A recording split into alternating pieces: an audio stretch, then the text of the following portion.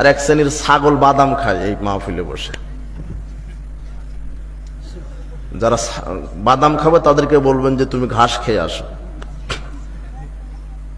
ধর্মই বুঝেননি আপনি নয়, এদেশের হুজুরেরাই ধর্ম বুঝেনি। এমনিতেই বক্তব্য মুফাসসির এমনিতেই। আচ্ছা, আমি কি বিষয়ে বক্তব্য দিব কার মনে আছে? ইসলাম। ইসলামটা কি? ইসলাম হচ্ছে সার্বজনীন। ইসলাম হচ্ছে আমাদের দিন। ইসলাম হচ্ছে তাওহীদ। ইসলামের রূহটা হচ্ছে তাওহীদ। ইসলামের রূহটা হচ্ছে ঈমান। আচ্ছা, মাথাবিহীন শরীরের কোনো দাম আছে?